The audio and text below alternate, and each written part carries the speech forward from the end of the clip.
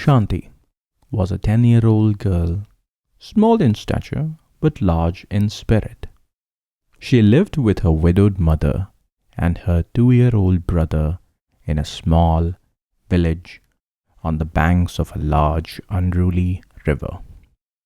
Despite her tender age, Shanti was known for her hard-working nature, always helping her mother with household chores, tending to her baby brother, and studying late into the night by the flickering lights of a kerosene lamp. Her family did not have much. Her school uniform was an old light blue shirt and dark blue skirt, paired with rubber slippers worn so thin you could almost see the soles of her feet. But her heart was full of determination. Shanti attended a small school located 3 kilometers from her home, on the far side of the river that separated her village from the larger town. The river, about 100 feet wide and deep, was both a blessing and a curse. It provided water and fish to the village, but also was dangerous during the monsoon season. Villagers crossed it using small wooden boats and an old wooden bridge that was just wide enough for bullock carts and people walking with livestock. Each day, Shanti and the other children in her village would gather early in the morning, waiting for the kind-hearted villager who owned a bullock cart. He would take them to school, the bullocks pulling the cart steadily over the old bridge. The sound of the wooden planks creaking beneath the cart's weight was a regular part of their routine. But on the day of a final school exam, nothing about that morning was ordinary. Dark clouds had gathered ominously at dawn, and by the time Shanti woke up, rain was already falling in sheets, accompanied by cracks of thunder that shook the earth. She dressed quickly in her worn uniform, her heart racing. Today was important. She could not afford to miss the exam. Her mother, worried, handed her an old umbrella. "Shanti, it's dangerous. The river might overflow," her mother said, casting a nervous glance outside. "Maybe you should stay home today." But Shanti was determined. "I have studied so hard, Amma. I cannot miss this exam." Despite her mother's reservations, she and the other children waited for the bullock cart to take them across the bridge. The rain did not relent. It grew heavier, drumming on the tin roofs of the houses and turning the village's dirt paths into muddy streams. When the villager finally arrived with his cart, the river had swollen, its water surging with frightening force. The children climbed into the cart, and the bullocks began to pull. The wooden planks of the bridge creaked louder than usual under the weight of the cart and the unrelenting rain. The river below churned like a wild animal. As they neared the middle of the bridge, a loud crack pierced through the rain. One of the old wooden planks gave way, and the left wheel of the cart plunged into the gap. The bullocks strained against their harnesses, one of them letting out a long, painful cry as the cart tilted precariously to one side. Panic seized the children. Without waiting for instructions, they scrambled out of the cart, their hearts pounding as they ran towards the riverbank.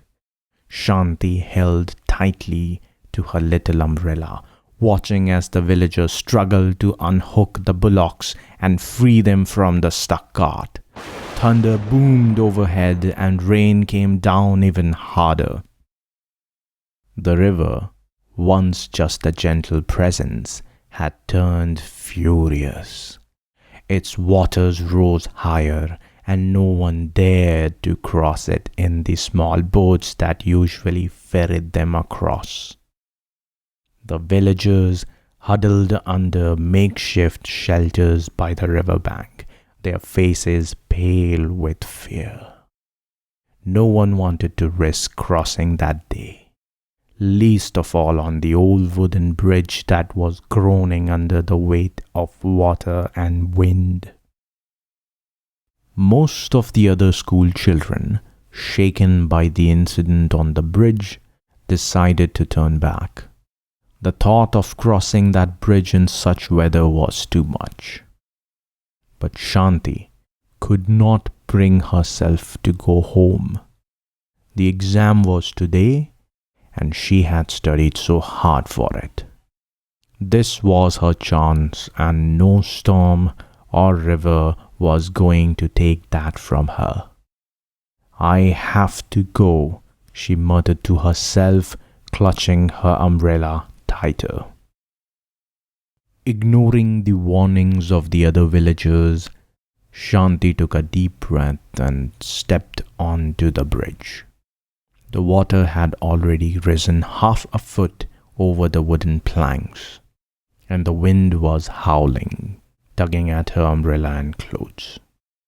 She walked slowly, carefully, trying to balance as the current sloshed over her feet. Halfway across, a strong gust of wind tore the umbrella from her hands. It flew out of her grasp, tumbling end over end before it disappeared into the raging river below. Shanti gasped and instinctively reached out, grabbing the guard ropes on the side of the bridge. Her heart pounded in her chest, fear washing over her in waves, but she did not stop. With the rain beating down on her, now with nothing to shield her, she held onto the ropes for dear life and kept moving forward, step by step. The river roared beneath her, and every step felt like it might be her last. The planks were slippery and the bridge swayed with the wind, but Shanti's eyes were focused ahead. On the school she could just make out on the other side of the river. She could not turn back now. She could not give up.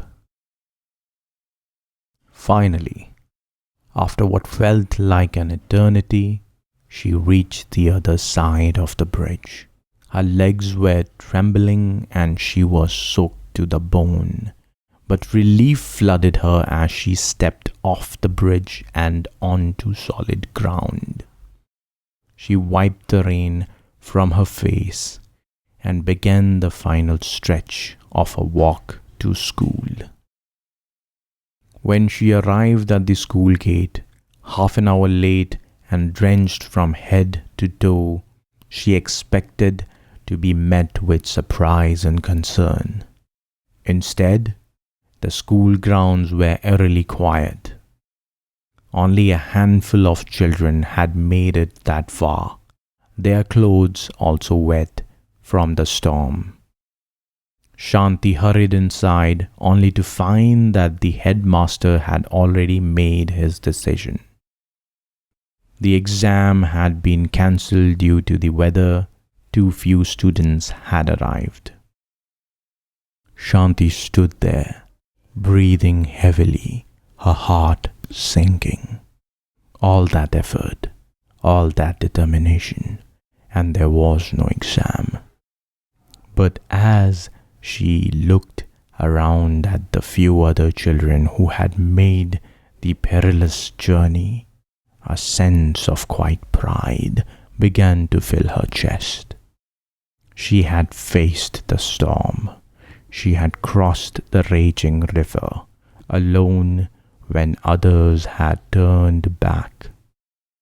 Shanti may not have taken her exam that day, but she had passed a far greater test, a test of courage and will, and that, she knew, was a lesson she would carry with her for the rest of her life.